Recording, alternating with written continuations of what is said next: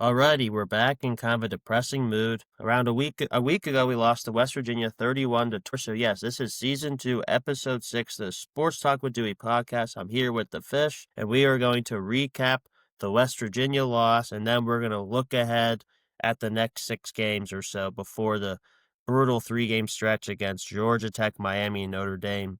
So Yes. Yes, if you're under a rock, we lost to West Virginia 31 to 24. We were 6.5 point favorites on the road to a team who just lost to Ohio U the game before.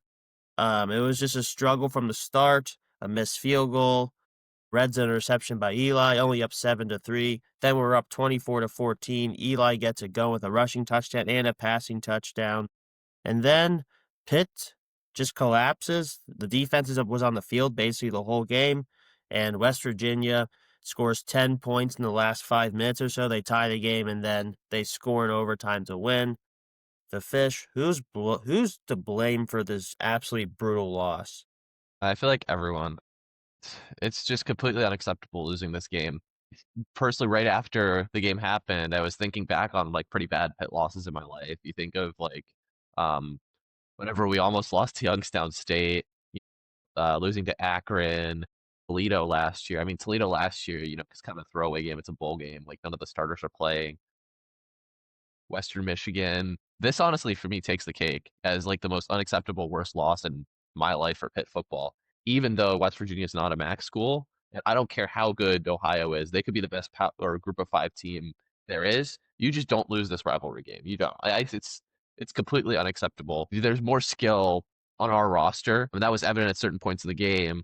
But it came down to a lot of different things. I think mainly some of the coaching decisions and the penalties, which is directly related to coaching, right? Like every possession, there were so many like false starts, offsides, like so many undisciplined penalties that cost us so many yards, and the offense could never get going, kind of as a result of that. And I think the Des Reed getting hurt really early on hurt us as well. He had like 5 carries on 30 yards on 5 carries, so he was looking really good. Then he gets hurt, taken out of the game. We have no running back depth. It's what you were saying, Dewey, and that's something that's more systemic. Like he should have came up with this. Our offense can't be so centered on one player that when he goes down, we don't have anyone behind him. Like we have Jules Goff, Shamar Turner, but those guys are nowhere close to Des Reed, and I think that's like losing him was a pretty big impact as well. That's definitely not to say that's an excuse, though. I think you should win that game regardless of if you have him playing or not. Defensively, like players were dropping like flies like crazy as well. I think James got hurt at a certain point. Zach Crothers was hurt quite a bit. Sean Fitzsimmons. Seemed like everyone was dropping like flies. Whoever's in charge of conditioning for the team, like they've got to be in that same bucket as Duzz and Bell. Like when you walk back home from Morgantown to Pittsburgh, like what are you doing? Why have they this many players getting hurt on defense? All like literally every other play. It was insane. So I think there's so many things that went wrong. And it's just it was a recipe for an absolute disaster, just completely unacceptable loss. Yeah. Yeah, for sure. I mean, for me, who's to blame? We'll start off with Coach Duzz. He did not have the team ready to play. You're 6.5 point favorites. The first half was absolutely pathetic. When you're a big favorite like this, you need to punch this team in the mouth right away. You can't, as the game goes on, you give them more hope. And West Virginia knew that they could win this game, even though we're up by 10 points. So yeah, Coach. Then of course, Cade Bell. I've hated this guy for 2 years now. Hit Narduzzi is Narduzzi's tenure at Pitt might go to crap because he cannot pick an offensive coordinator. He went to 0 to 100. He picked the 1965 offense with Frank Signetti. He gets pressure from maybe the AD and the fans to pick a new school. Then he goes to a go-go offense guy whose offense is not even realistic. He probably played Madden growing up.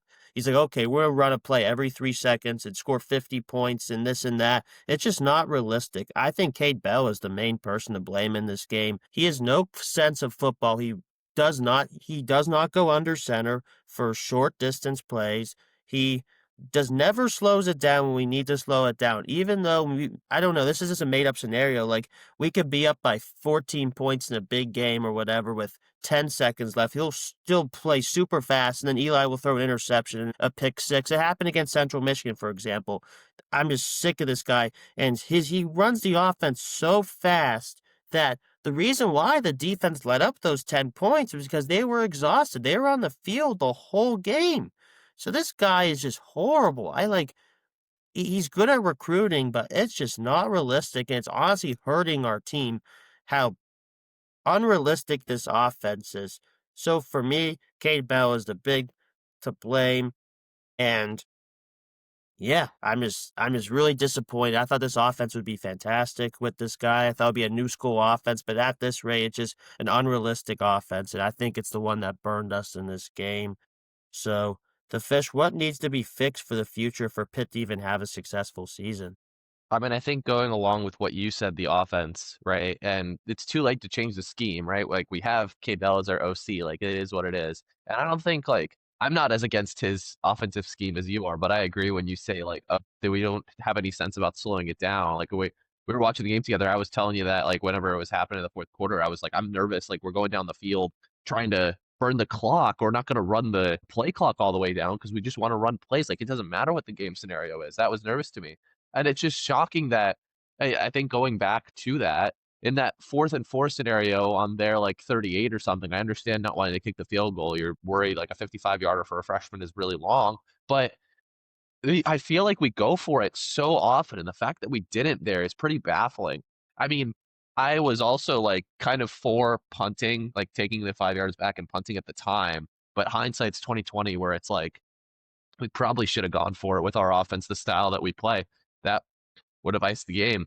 But I think in terms of what needs to be fixed, going back to your question there, again, it's just primarily the offense. I think Eli needs to play better. He struggled out the gate. Like we need better starts. The O line is a huge problem. Percy and Gouveia do not look good on the left side, like we thought they would, and Bear and BJ Williams are also kind of iffy.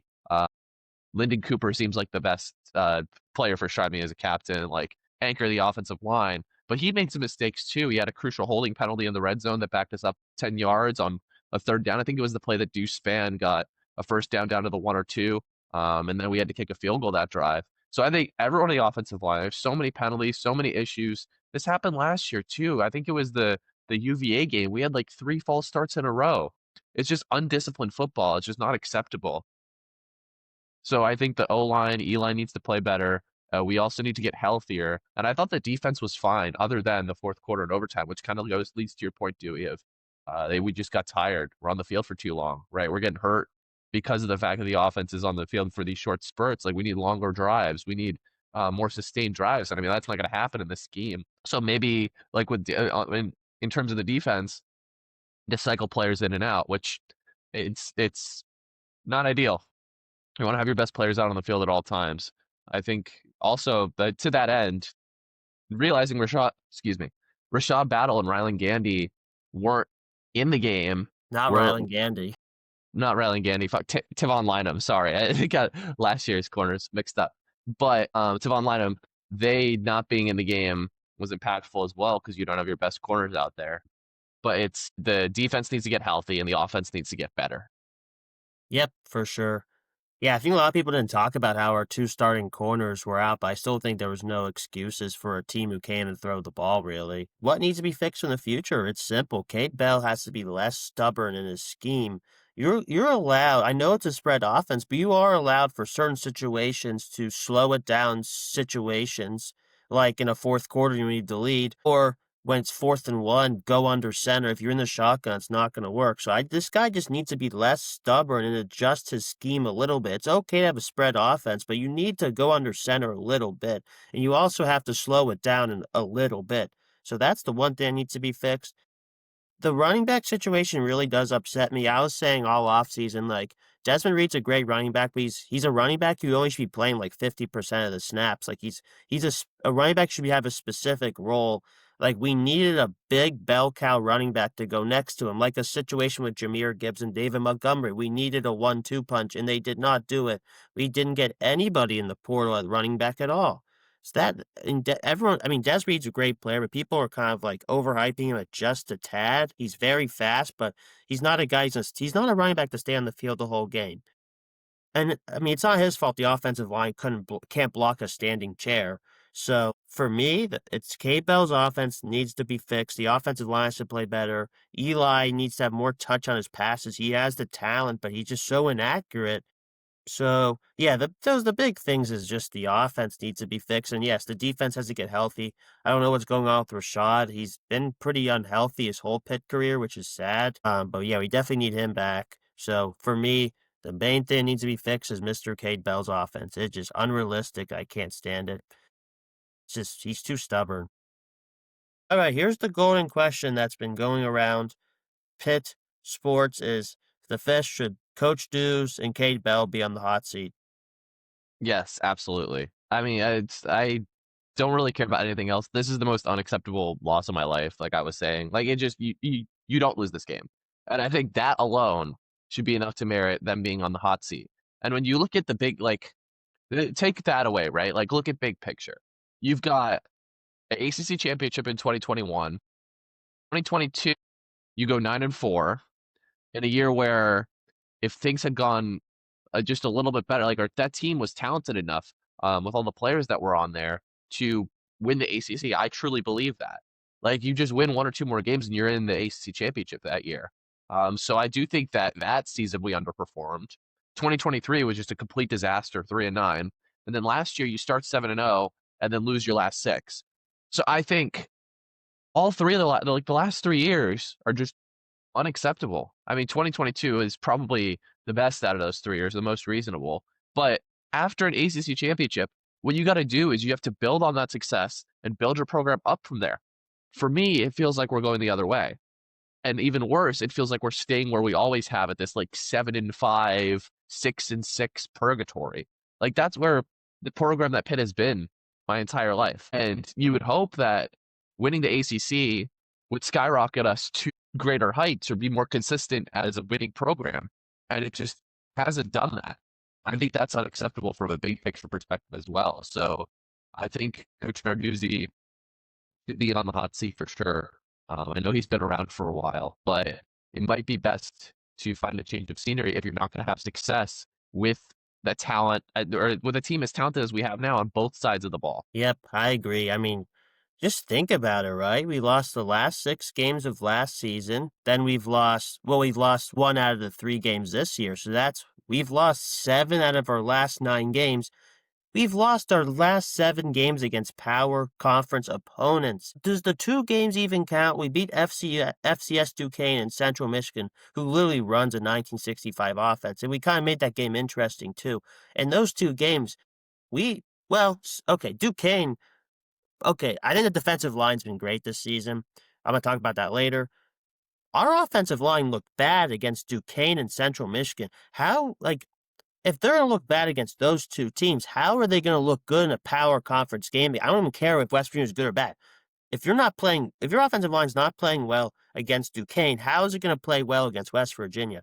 It was kinda like the Wofford game in 2023. We won because we were bigger, but you could tell, like, this team might stink, and it's kinda looking like this now. Like, if you're not gonna be dominant against these teams and just because all we did was run up the score in those 2 games because Cade Bell has no class, um so, you could see this was coming, but yes, Coach Doo should be in the hot seat. I love the guy, but the last 2 years and these 3 games, I mean, this is pathetic after winning an ACC championship, and I think could lose his job because he cannot pick the correct offensive coordinator. We just need a good pro coordinator like Mark Whipple who can run a realistic offense.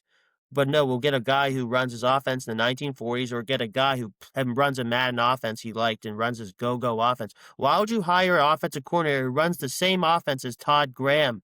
No one likes Todd Graham. He's one of the devils in Pitt football history.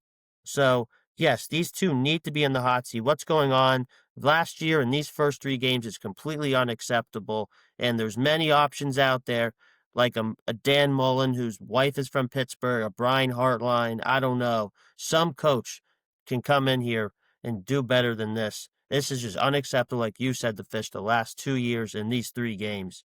So, well, let's maybe talk about a little on a more positive note. Any positives, like any position groups you think are doing pretty well so far these first 3 games of the season?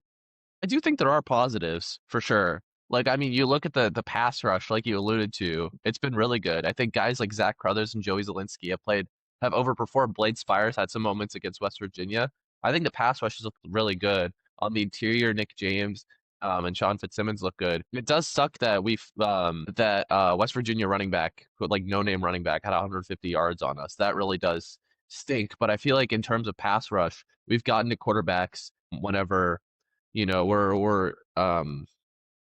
whenever we're in that situation. I think they've done a lot better than we expected them to. So I think that's a big plus. I think the secondary, all things considered, also didn't look that bad, especially considering we lost our two corners. I mean, obviously it kind of got torn apart in the fourth quarter, but I think taking that away and kind of chalking that up to tired legs and also really like crazy depth, or we had to go really far down the depth chart to like sixth and seventh string corners. I think that can be kind of chalked up to it. But you look at a player like Cruz Brookins, he was just so good. Like you saw him involved every other play, it seemed like making a tackle or a pass breakup or something. Like he is a stud, is going to be an NFL player one day. So I think those, in terms of like good position groups, those are the positives for me. Yep. The defensive line, I like didn't look good against Duquesne, but the last two games they've looked like prime QB killer line. Isaiah Neal's been amazing. Nick James has been one of the best defensive linemen in the country. Fitzsimmons has been great. Francis Brew's been great. The edge rusher Spires had a great game against West Virginia. Zach Crothers has been really surprising. Zelensky's been kind of a pass rush specialist, and we haven't. Jaden Moore's unfortunately injured. We obviously love to see what he can do, but and of course, Jimmy Scott's always been really solid. So I'm really happy with the defensive line. I'm also happy with the wide receivers. They're very fast. They're always open, like Poppy always says. Poppy, Kenny Johnson, Blue Hicks, even Bryce Yates. I really like him, the true freshman. These guys have been really fast. They're getting open. Eli just has to hit them. He has the receivers. This offense has the receivers. So the two things for me is the defensive line, the receivers have been great, and the rest of the defense has been great. I mean, the Lewis and Biles had huge expectations. They've been hitting them, maybe not Superman wise, but they've been hitting them. Lovelace has been good, and the secondary's been pretty good. It's just the injuries have hurt. But yes, Cruz has been awesome. Javon's been solid. So yes, the defense as a whole, especially D line and the receivers, are definitely doing pretty well these first three games. All right, the fish. What position groups have been doing bad these three games? Yeah, we talked about this a little bit, but the O line has not been good, and Eli has underperformed and made crucial mistakes. Like with him, when the field gets short, he's more prone to make those accuracy mistakes in those like crucial moments in the red zone. You look last year, I think I could point to the Cincinnati game, the Virginia game. I think the Virginia game, maybe not the Virginia game, but Cincinnati, SMU, and Louisville. He made like red zone interceptions in all those games, and then this year again in West Virginia. So I think it's a problem for him where he just needs to be more confident and calm when you're in the red zone. Make those throws that you know you can make. You have the skill there. Just have more confidence. I think that goes to a little bit the O line underperforming. Again, like I said, everyone looks shaky. I think whenever you have an O line that's underperforming, even someone as talented as Eli is just less confident in the pocket. You know what I mean? Like he can't step up into his throws, and that shows in a lot of those inaccuracies. So I think it all comes down to the offensive line needing to be better. I still have faith in this team, man. I know that this is a really bad loss, but this is probably like I said, the worst loss of my life. But the skill is there, the talent is there. Like you just need to put it together. You have the whole season in front of you. A lot of teams that have had success recently have had an early season loss, and you learn from that, like the Western Michigan loss when we won the ACC. You have to learn from it and recover. You know what I mean? And those position groups that are struggling, I don't think it's a unrecoverable issue, right? With experience, they'll gel, and Eli will get better with experience. And I'm not giving up on this team just yet. Yep, good point. I also want to talk about some other. I would say the worst losses in my life being a Pitt fan is the Marty Gilliard game against Cincinnati at home, the 51-6 against Penn State. And then, of course, the Western Michigan game, and then this one. I'm still not really decided about what is worse, either the 51-6 Penn State game or this game. I might go with this game because we're expected to actually win, and then the West Virginia fans have been like tweeting at me every single second of the day. I just ignore it. But the Penn State game was brutal, being there in the rain and watching those idiots be happy and like literally destroying us. So I don't know. I think This one might take the cake because we were expected to win the Penn State game, but those are the 4 for me that are absolutely brutal. So let's get back on track. So position groups doing bad. No, I would say it's only on the offense. I mean, the offensive line has been terrible. Gouveia, he's been just like, hey, he's getting ran over every play. Percy's been pretty bad. Brian Bear, I don't understand what Narduzzi's fascination with him is. Last time I checked, he is not Bill Fralick. So BJ's It been might all be. right, and Do you think Linden's it's been good. Do you think it's Kendall Staley time? I do think it's Kendall Stanley time. I thought he was really good at Charlotte. I don't know why he's not in the game. Maybe, I don't know. I was thinking the same exact thing. Like, why is Kendall Stanley not playing? We will see, but yeah, 3 fits the line have been really bad. The other 2, I think BJ's been okay, and then Lyndon Cooper has been pretty good, one of the better centers in college football. So the offensive line has been terrible. They can't run block. That's why Dez hasn't really done anything this year, really. The pass protection has been okay, but sometimes it was not good. Gotta give Eli time. Eli has to be, like I said before, he needs to have more touch on his passes, be more consistent. When he throws outside the numbers, I like start to like breathe pretty heavy because some of his throws are like, oh my God, that, and sometimes he gets burned for it. I mean, his throws outside the numbers are like really, could really create pick sixes. He just, some throws, he throws it way behind the receiver. He just needs to have more touch on his throws. So these guys are open some of the times, and I just don't know. He needs to be more like, he needs to work on his accuracy. Like I don't want to, compare anyone to the best quarterback in the NFL or one of them, but Josh Allen had this issue. He used to be a wreck, like throwing it all over the place, and now he like doesn't even turn it over at all. So he needs to just have more touch, be more crisp. Yeah, just some of these throws just make no sense. So for me, it's the offensive line, the quarterback, and the run game as a whole. I already talked about that. That they need to be better, man. The whole offense really. The receivers have been good. The tight end's been pretty serviceable. So those are the position groups doing bad. So let's look ahead at the next 6 games. This is a tough game. We lost it. We shouldn't have lost it. However, it was a non-conference game, so technically, hey man, we can still make the ACC championship if we turn this around. So we're gonna look at the next 6 games or so because we'll probably do a podcast after the Stanford game. Where the fish will fish. Are you going to the game? I haven't bought my flight tickets yet, but I'm pretty confident I'm going. So our next game is Saturday against Louisville.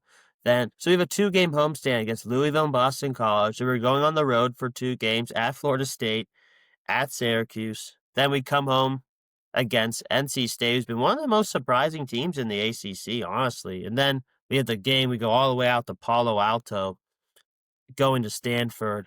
So, um, so yeah, so against Louisville next Saturday, it's going to be a tough game. They have a really electric offense with Miller Moss and Isaac Brown. So the Fish, do you see us winning this game? Could see a world where we win this game, right? Like I don't. I mean, from my perspective, I think Louisville's a little bit overrated. They struggled against JMU. Granted, JMU is a good Group of Five school. And it's not like being struggling against a Group of Five school means anything anymore when we're playing us. I don't know. We're at home. Still too early to tell. Like everything could gel. We could totally win this game. I don't know. It's definitely a game we shouldn't be favored in. Louisville's going to be favored. I think they're the better team. They're the more skilled team. But I think it's going to be a close game. I think this is a huge opportunity to back with a big win. If Louisville wins this week, I think they might be ranked. So this is just a big opportunity to show that it was a horrible loss, but we can have a successful season if you win this game, right? Like this is their guys' opportunity. Bye week and then the week after the big loss to say, hey, we're still here. We still have a chance of fighting chance this season. Yeah, it's gonna be such a tough game. I chalked it up as a loss before the season. This is kind of a game Pitt's gonna win when the fan base is so angry they want to give up. Then Narduzzi just wins a game like this to bring everyone back in. I mean, we beat Louisville in 2023 when they were number 9 in the country. So hey, maybe we could do it again. I don't know. I have a weird feeling that we are gonna win this game for some reason. I think Narduzzi does some of his best work when everyone's, like, doubting him. Like, when he won the ACC championship, he lost 2 really bad games, but ended up winning the chip, so I have a weird feeling about this game. I think we have a chance. So, we'll see. It's gonna be interesting. If we lose this game, man, people are gonna be, like, bags over their heads and stuff, so this is a really this is a really big game for Pat Narduzzi's career at Pitt, honestly. Alright, how about the next game against Boston College with Dylan Lonergan looking pretty good, and we know how good of a coach Bill O'Brien is. We should win this game. They just lost to Stanford. So, I mean, I missed that. yeah, they did 30-20. Yeah, I mean, I do think Dylan Lonergan's good. And BC, I thought they were going to be better than they had been in recent years this season, but they lost to Michigan State in overtime in a pretty demoralizing game, and then they just lost to Stanford on the road by 10. I think BC is BC, right? You kind of always know what they're going to be, never like really competing at that upper echelon of the conference. If this is a game like you just got to beat BC, right? Like it's last year we lost them, so many injuries, end of the season. It was an unacceptable loss then. This just has to be a win, in my opinion. I don't know. That's all I got to say about it. Yeah, considering they've just lost to Stanford, it was horrible, and that's the thing I'm saying. Boston College had to go all the way out to Stanford. We're gonna be in that situation as well. That's a much tougher game that people talk about. But yes, we're at home. We're better than this team. I'm just scared of Bill O'Brien out coaching our coaching staff because that guy could really coach. So yes, this should be a win, but this would be a game Pitt would drop. Like I could see Pitt winning a really emotional game against Louisville, then coming back on a high, losing to Boston College the next week. That's just what Pitt fans have been dealing with in the Narduzzi era. So that's what I'm thinking. All right, we're going to Florida State to fish. What do you guys say about that one? There's not much to say about this one. Probably a loss, unless they're number two. There's something about Pitt and beating number two opponents in our lifetime. I don't know. We just gotta hope that they're ranked at that point. But no, I mean, they're a really talented team. They look really good this year. I find it very hard to believe that we can win that game. So I think it to that end. If we do want to have a successful season, it's crucial we win these next two, right? Build up momentum to get to that Florida State game, where at least we can have a fighter's chance. We're not gonna just lay down and fall apart. You know what I mean? Like we'll at least have be on a standing to be like, okay, even if we lose this Florida State game, we still go on a little run, go into the end of the season, and maybe make some noise, maybe shake things up. So I think this one's going to be a loss in my book, but we got to at least fight. Yeah, Florida State looks like a playoff team. Before the season, all of us picked to beat Florida State because we thought Florida State would be like last year's Florida State team, but Yeah, they look amazing. Them and I do. Miami have really changed my opinions. They both look great. Yeah. So yeah, I mean, hey man, we went to Death Valley before and beat Clemson. I know we probably shouldn't bring it up. That was literally 9 years ago at this rate, 8, 9 years ago. It's a different team, but Narduzzi does get his guys up for big games sometimes. I can't say anymore because he just lost this West Virginia game, but he does get them up for big games. He's Pitt's done pretty well in ranked games. Even the record doesn't show it because it's hard.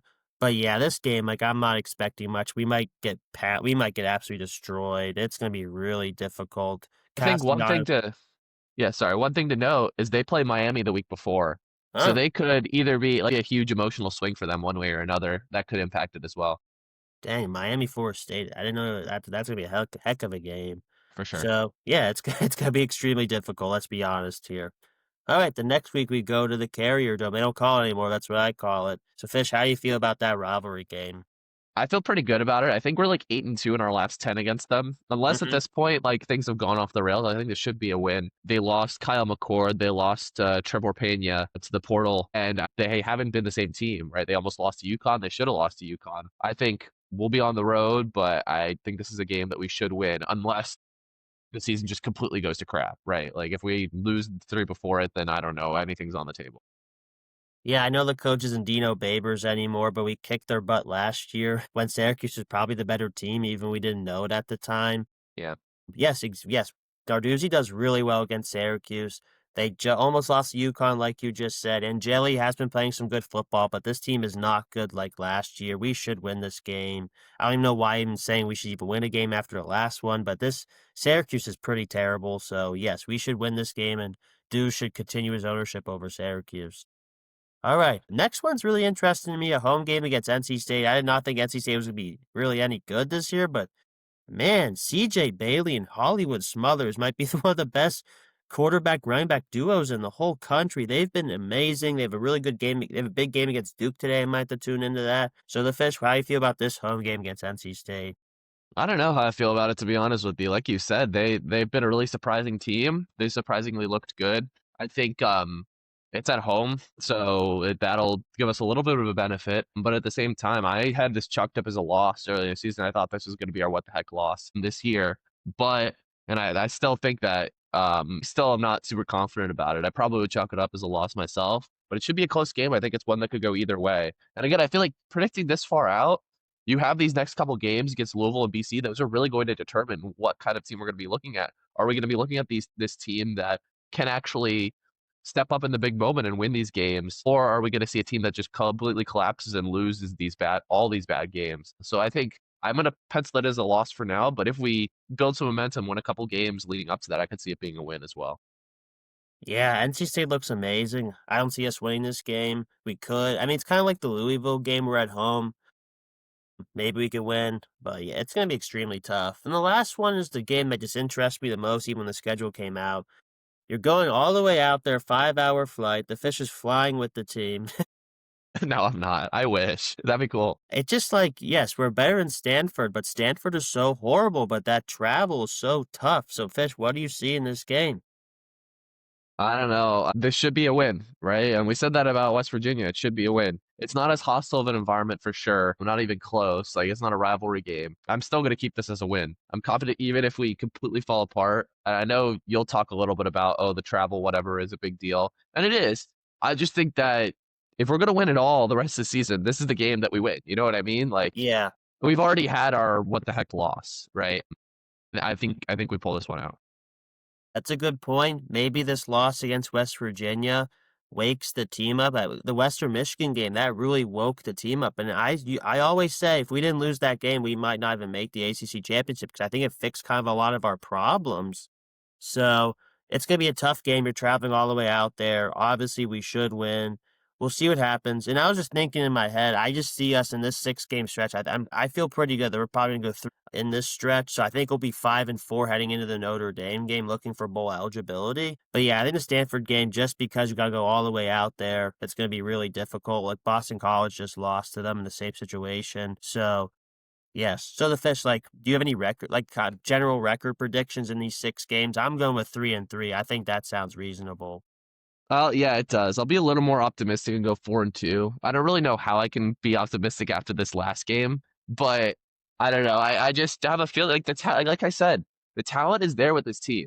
That's not the issue. The problem is execution, putting it all together, coaching, discipline, right? And those are very fixable things. Has it shown that we can fix them throughout Narduzzi's tenure, throughout Cade Bell's tenure so far? Not really. But I think the talent is there where in some of these games we can overcompensate for that. So I'm still gonna go with 4-2. I'm still gonna be red high with my boys.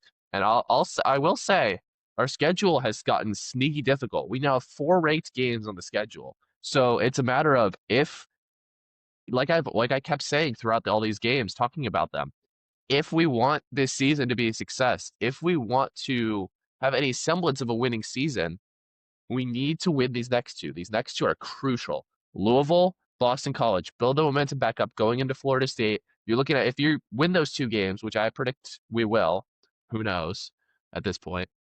We're 4-1 going into the FSU game. And from there, even if we lose that, then you got a stretch of easier games, at least if you stay competitive there, and then going into that final gauntlet 3 games. So I still have confidence. I still have a little bit of confidence, maybe delusional confidence, but that's just life as a Pitt fan. You know what I mean? Yep. Good stuff. Yeah. That's why I didn't want to do this podcast right after the game because we'll be so heated.